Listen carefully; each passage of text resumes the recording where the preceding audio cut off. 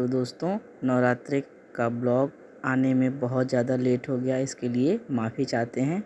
आप लोगों ने नवरात्रि में क्या क्या किया कमेंट करके ज़रूर बताइएगा। नवरात्रि में सबके घर में अलग अलग तरीके से कलश बैठाया जाता है, दीपक जलाया जाता है 9 दिन का।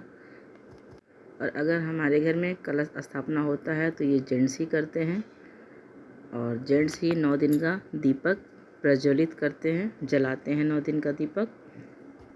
आपके घर में ये 9 दिन का दीपक जो जलाते हैं तो कौन जलाता है? घर की लेडीज़ जलाती है या घर के में जेंट्स जलाते हैं? कमेंट करके ज़रूर बताइएगा। सबके घर का रीति रिवाज अलग होता है। 9 दिन में जो ज्वारे बोते हैं वो भी घर के आदमी ही करते हैं। तो यहाँ पे फाइनली 9 दिन का दीपक भी जल गया और ज्वारे भी बो दिया गया है। आप हमें ये बताइए कि दुर्गा सप्तशती का पाठ आप 4 दिन में ही पढ़ के 13 अध्याय ख़त्म कर देते हैं कि आप इसे 9 दिन तक पढ़ते हैं? तो यहाँ पे 3 अध्याय तो 3 दिन तक पढ़ना है। चौथे दिन क्या होता है, आप चौथा अध्याय पढ़ के भी छोड़ सकते हैं, नहीं तो आप पूरा अध्याय भी पूरा कर सकते हैं चौथे दिन। यहाँ पे नवरात्रि के व्रत में मेरी पूरी कोशिश रहती है कि मैं पूरा अध्याय चौथे दिन ही ख़त्म कर दूँ। तो इस तरह पूजा पाठ करने में 9 दिन कैसे ख़त्म हो जाता है पता ही नहीं चलता और माता रानी की विदाई का समय आ जाता है। माता रानी भरपूर शक्ति देती हैं तभी ये सब काम हो पाता है। और नवरात्रि के दूसरे दिन ही हमारे दोस्त के वहाँ कीर्तन था, जो आपको दिखा देते हैं। बहुत अच्छे से कीर्तन हुआ और बहुत अच्छा लगा, गाना बजाना भी हुआ, लांगुरिया का डांस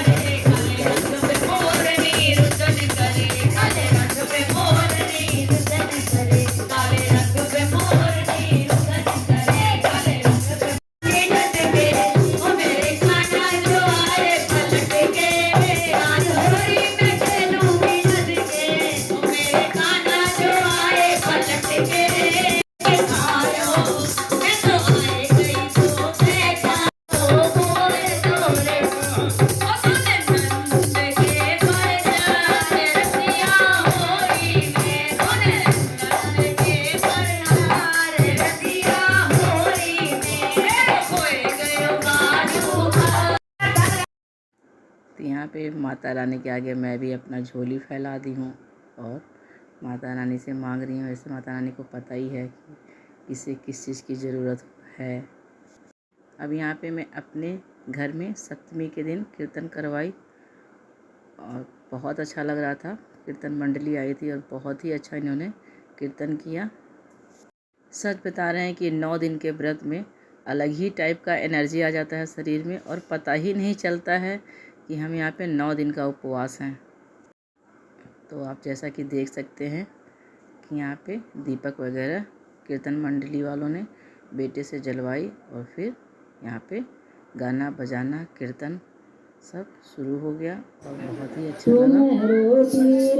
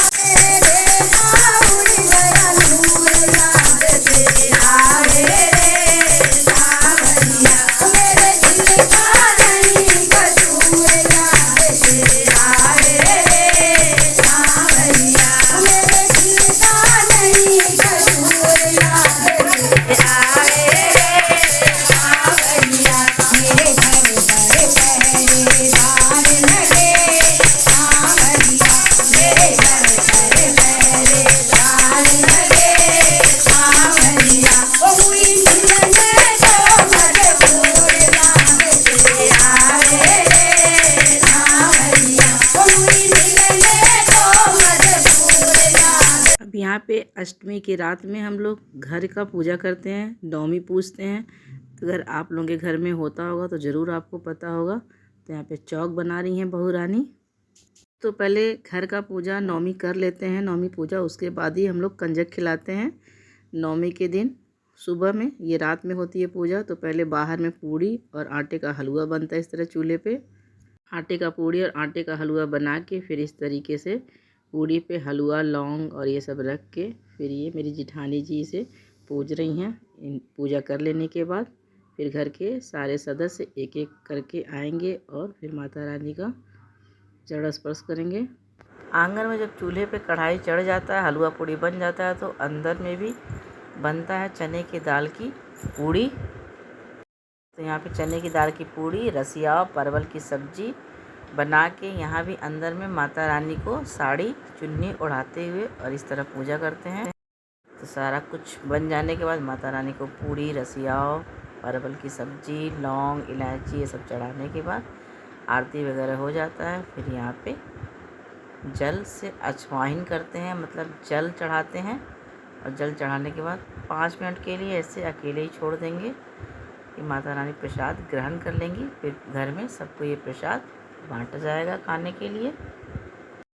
तो इस तरह हमारे घर में नवमी पूजा करते हैं। आप लोग के घर में होता है कि नहीं, कमेंट करके ज़रूर बताइएगा।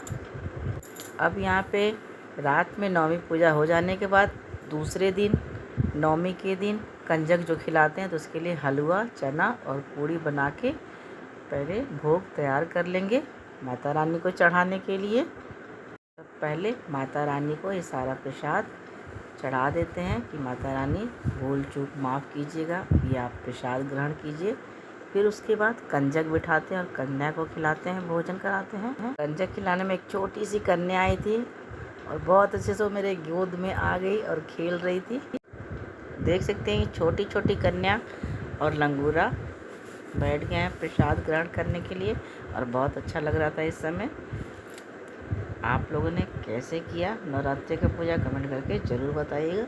घर में कन्या पूजन करने के बाद मंदिर में थोड़ा सा मत्था टेकने आ गए। तो आप लोग को ये ब्लॉग कैसा लगा, कमेंट करके ज़रूर बताइएगा। मिलते हैं अगले नए ब्लॉग में, तब तक के लिए बाय बाय।